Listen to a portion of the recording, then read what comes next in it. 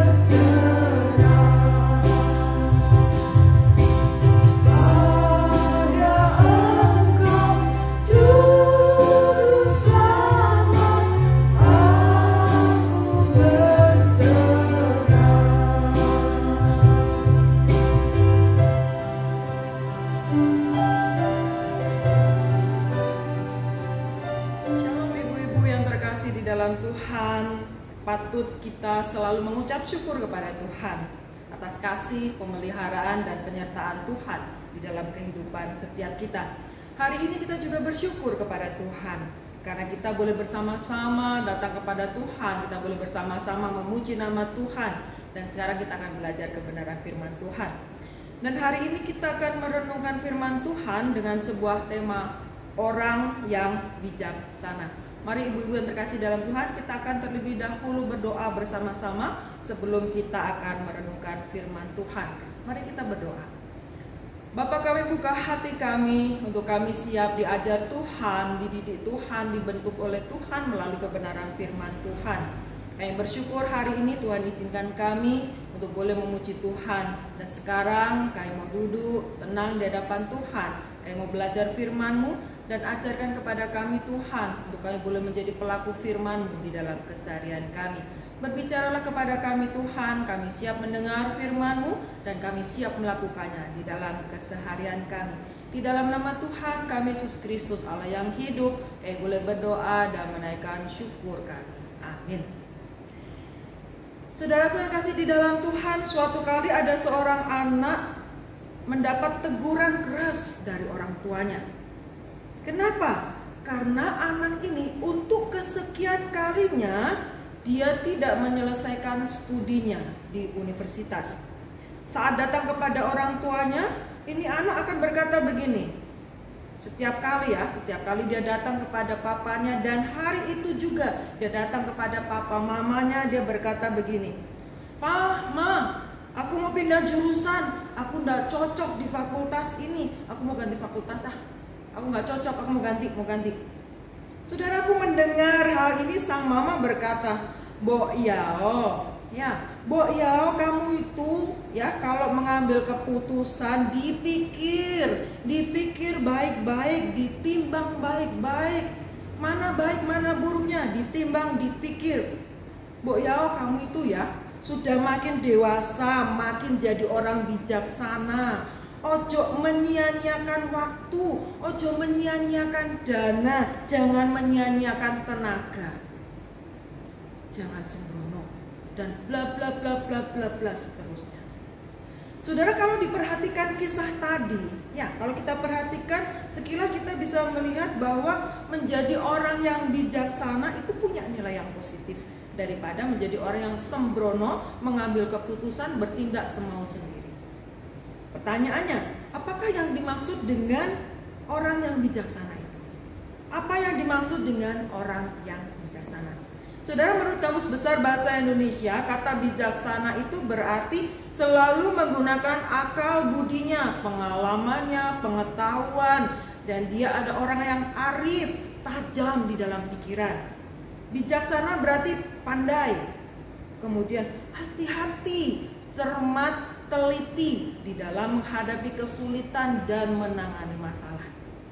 Jadi berdasar pemahaman tadi, Ibu yang kasih, maka yang disebut dengan orang bijaksana adalah orang yang dapat menempatkan diri dan segala keadaan dengan cermat. Di dalam segala keadaan dengan cermat dan hati-hati. Kemudian ketika dia bertindak berdasarkan akal sehat, berpikir logis, sehingga dia itu dapat bersikap, bertindak dengan tepat dan mengambil keputusan yang tepat pada waktu yang tepat dalam segala keadaan dan peristiwa, baik bagi dirinya sendiri ataupun bagi orang lain.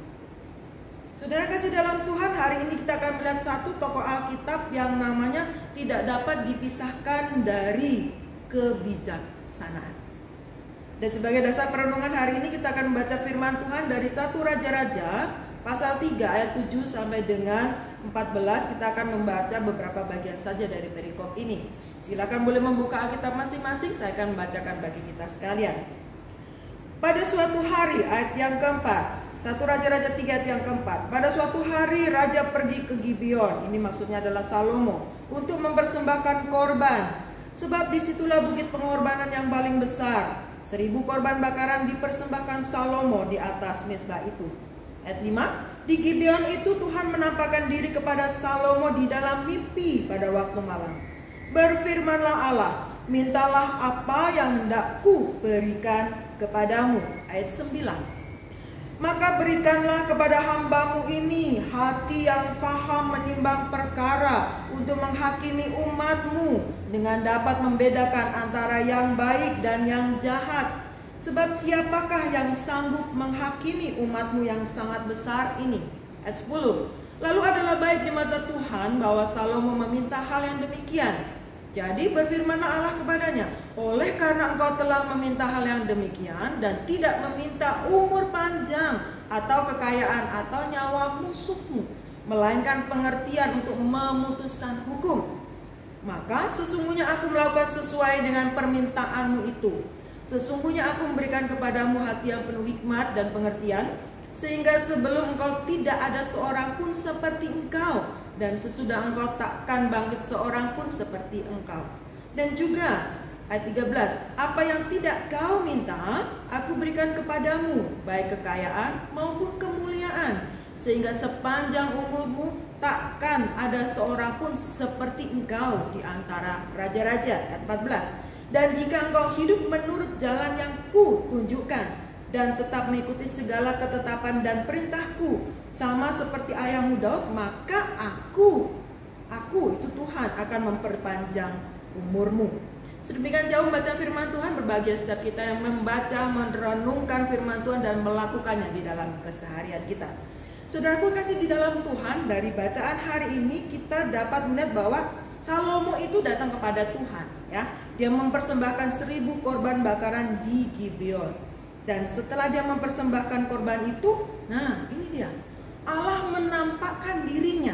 Allah menampakkan dirinya kepada Salomo lewat apa? Lewat mimpi, ya. Dan kemudian Allah berjanji, dia memberikan janji kepada si Salomo, apa? Akan mengabulkan apapun yang menjadi permintaan Salomo. Saudaraku, Allah berjanji kepada Salomo demikian. Dan Salomo meminta kebijaksanaan dari Allah untuk apa? Menimbang, untuk mampu menimbang segala perkara dan mampu bersikap sebagai raja yang adil bagi umat Israel.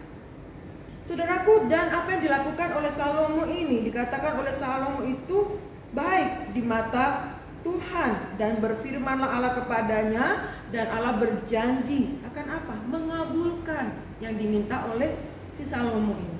Saudara, mari perhatikan 1 Raja-Raja 3 ayat 10 sampai dengan 14 tadi. Apa yang diminta oleh Salomo? Ya, saudara, dia minta diberikan hati yang apa? Hati yang faham, yang bisa, yang mampu menimbang perkara untuk apa? Menghakimi umat Tuhan dengan dapat membedakan antara yang baik dan yang jahat. Punya hati yang faham, bisa bedain mana yang baik, mana yang buruk, mana yang benar, mana yang salah, mampu mengambil keputusan. Saudara, saat ada peristiwa yang dibutuhkan pengambilan keputusan, Salomo ingin apa? Dia ingin dapat mengambil keputusan dengan tepat. Saat itu dia bisa mengambil keputusan dengan tepat dan benar. Saudara kasih dalam Tuhan, perhatikan ayat 10. Lalu adalah baik di mata Tuhan bahwa Salomo meminta hal yang demikian. Wow, Allah berkenan dengan apa yang diinginkan, dinyatakan, dikatakan, dibutuhkan oleh Salomo. Ayat 11. Jadi berfirmanlah Allah kepadanya, oleh karena engkau telah meminta hal yang demikian. Apa tadi yang diminta? Hati yang faham menimbang, hati yang bijaksana, ya. Meminta hal yang demikian dan tidak meminta umur panjang atau kekayaan atau nyawa musuhmu. Tuhan, aku mau dia kalah dengan aku. Dia tidak minta seperti ini, melainkan pengertian untuk memutuskan hukum. Mari kita perhatikan ayat selanjutnya. Saudara, Salomo itu punya relasi yang baik dengan Tuhan, dan Tuhan berkenan dengan apa yang diminta oleh Salomo. Nah, apa yang dilakukan oleh Tuhan kemudian? Tidak minta yang aneh-aneh, tidak minta yang macam-macam. Nah, satu itu yang diminta Salomo. Lalu Allah berkata apa? Sesungguhnya aku, Tuhan itu, melakukan sesuai dengan permintaanmu itu. Oh, dikabulkan, dikasih apa yang diminta. Sesungguhnya kemudian aku memberikan kepadamu hati yang penuh hikmat dan pengertian. Hikmat dan pengertian bisa membedakan mana yang benar, mana yang salah, mana yang baik, mana yang buruk, bisa mengambil keputusan dengan tepat. Hikmat daripada Tuhan, bisa mengerti semua itu. Sehingga apa? Sehingga sebelum Salomo tidak ada seorang pun seperti engkau, dan sesudah engkau takkan bangkit seorang pun seperti engkau. Saudara, tidak cuma itu. Tuhan tambahkan berkat untuk Salomo. Ayat 13. Apa yang tidak kau minta aku berikan kepadamu, baik kekayaan maupun kemuliaan, sehingga sepanjang umurmu tidak akan ada seorang pun seperti engkau di antara raja-raja. Saudara, Salomo meminta sesuatu dan itu berkenan di hati Tuhan, kebijaksanaan, hikmat, dan Tuhan tambahkan yang lainnya. Tetapi ada rambu-rambu yang harus ditaati oleh Salomo. Ayat 14. Dan jika engkau hidup menurut jalan yang kutunjukkan dan tetap mengikuti segala ketetapan dan perintahku sama seperti ayahmu Daud, maka aku akan memperpanjang umurmu. Intinya apa? Tuhan mau supaya Salomo setia kepada Tuhan. Ya, itulah yang diinginkan oleh Tuhan. Saudara, salah satu kebijaksanaan Salomo itu digambarkan melalui sebuah kisah yang luar biasa tentang dua orang perempuan Sunda yang memperebutkan seorang anak bayi di dalam 1 Raja-Raja 3 16-28. Dua perempuan itu punya anak, tapi salah satunya tidak sengaja anaknya mati. Ya, anaknya mati tertimpa dia waktu tidur. Lalu keduanya mengaku sebagai apa? Loh, aku mamanya dia kok, aku mamanya dia kok. Dua-duanya mengaku sebagai ibu dari bayi itu. Saudara, bingung enggak mana ini mamanya? Salomo meminta kemudian diambilkan apa? Sebilah pedang dan memutuskan bahwa supaya adil bayi itu dibelah jadi dua. Dibelah jadi dua dan masing-masing perempuan itu akan mendapatkan setengahnya. Saudara, dalam kisah tadi ibu yang sesungguhnya dari sang bayi memohon kepada Salomo apa? Agar bayi itu dibiarkan hidup. Bahkan dia katakan apa? Dia rela bayi itu diserahkan kepada perempuan yang satunya sementara dia tidak mendapatkan bayinya. Saudara, dengan cara itu Salomo berhasil menemukan ibu sejati dari bayi tersebut. Saudara, dia mengambil keputusan bukan sembarangan. Tuhan taruh hikmat di dalam hatinya. Bagaimana cara memutuskan masalah ini? Untuk kasus Salomo pada waktu itu, ambil pedang, potong. Kalau mama yang sesungguhnya tidak akan rela kok anaknya dibunuh. Pada waktu itu Tuhan taruh hikmat seperti itu. Pada saat yang tepat, waktu yang tepat di kasus saat itu, dan dia mengambil keputusan yang tepat. Lalu pertanyaannya buat kita semua saudara, bagaimana supaya kita itu bisa menjadi orang yang mampu bertindak bijaksana? Mari kita belajar dari Salomo. Saudara, hikmat Salomo, kebijaksanaan Salomo, kemampuan dia untuk melakukan hal itu, mengambil keputusan yang tepat di saat yang tepat, waktu yang tepat dengan benar, baik dan benar. Itu bukan karena dia pintar, bukan karena dia hebat, tetapi berasal dari Allah. Allah lah yang memberikan kepada Salomo. Ya. Ketika Salomo punya relasi yang baik dengan Tuhan, berelasi yang baik dengan Tuhan, dekat dengan Tuhan, Allah memberikan itu, hikmat itu, kebijaksanaan itu. Allah lah sumber dari segala hikmat dan kebijaksanaan. 1 Raja-Raja 3 ayat 3, Salomo menunjukkan kasihnya kepada Tuhan. Lihat, Salomo menunjukkan kasihnya kepada Tuhan, kedekatan hatinya kepada Tuhan. Dengan apa? Hidup menurut ketetapan-ketetapan Daud ayahnya. Ada teladan dari Daud ayahnya. Daud, anak yang setia, orang yang setia, pribadi yang setia kepada Bapa, kepada Allah. Saudara, ya, dia memberikan persembahan kepada Tuhan. Salomo menunjukkan kasihnya kepada Tuhan. Ya, bagaimana dia menunjukkan kasihnya kepada Tuhan? Taat kepada perintah Tuhan, ketetapan-ketetapan Tuhan. Dari mana dia tahu? Dari teladan ayahnya. Saudara, perhatikan firman Tuhan dari Amsal 8 ayat 32-33. Oleh sebab itu, hai anak-anak, dengarkanlah aku, karena berbahagialah mereka yang memelihara jalanku. Dengarkanlah didikan, maka kamu menjadi bijak, janganlah mengabaikannya. Saudara, firman Tuhan berkata, dengarkanlah didikan, maka kamu menjadi bijak, janganlah mengabaikan. Ya saudaraku, hidup dekat dengan Tuhan, merenungkan firman Tuhan siang dan malam, serta melakukannya, itu adalah proses bagi kita untuk apa? Menjadi orang yang lebih bijak. Kita bisa tahu, oh Tuhan maunya aku melakukan ini, firman-Ku Tuhan katakan demikian, aku mengambil keputusan seperti ini. Saudara, hikmat yang sejati diperoleh daripada Tuhan. Matius 7 ayat 24 mengatakan bahwa orang menjadi bijak ketika ia tekun mendengar ajaran firman Tuhan dan juga melakukannya. Setiap orang yang mendengar perkataanku, perkataan Tuhan, dan melakukannya, ia sama dengan orang yang bijaksana yang mendirikan rumahnya di atas batu. Dengar firman Tuhan. Ya, firman Tuhan itu pelita bagi kaki kita dan terang bagi jalan kita, menuntun jalan kita untuk kita bisa mengambil keputusan, bersikap dengan tepat di saat yang tepat, waktu yang tepat, dengan tepat pula. Saudara, firman Tuhan akan menuntun langkah kaki kita kepada jalan kebenaran, tidak akan tergoyahkan oleh berbagai-bagai godaan. Saudara masih ingat bagaimana kehidupan Salomo?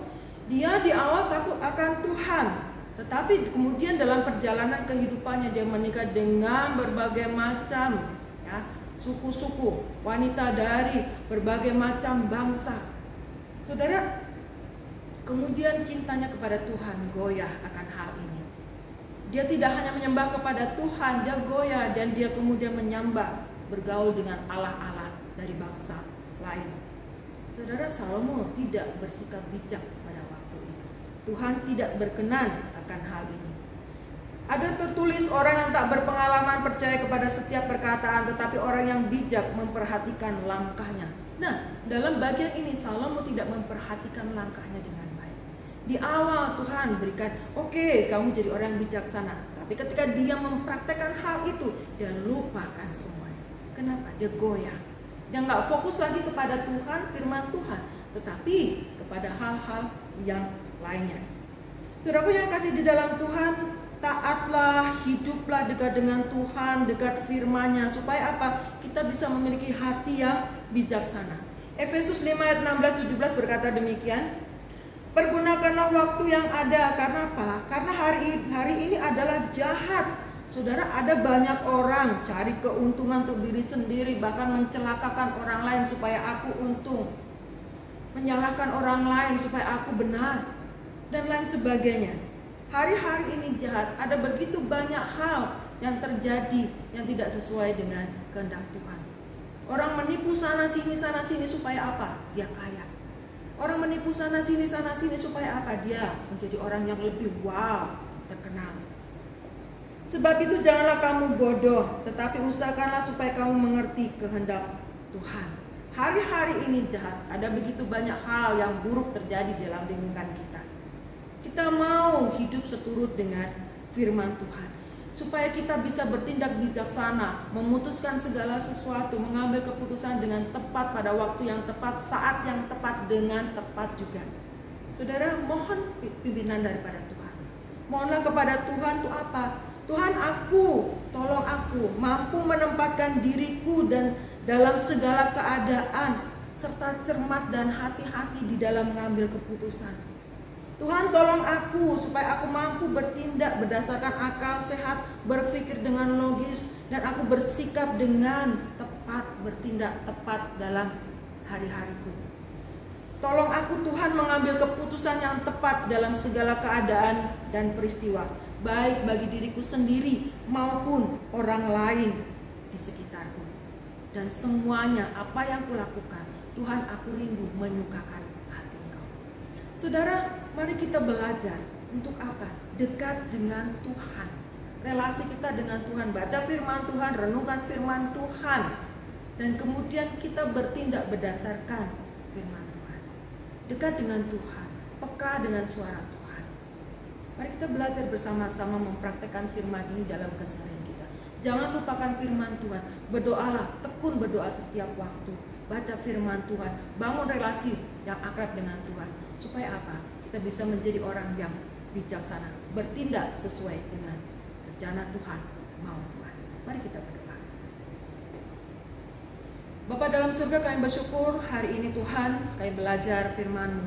Untuk kami menjadi orang yang bijaksana, bukanlah dengan kami menjadi orang yang pandai, luar biasa dalam segala hal. Menjadi orang yang bijaksana, kami harus dekat dengan Tuhan, supaya kami bisa mengerti apa yang menjadi isi hati Tuhan. Dan kami melakukannya, bertindak dalam kehidupan kami sehari-hari.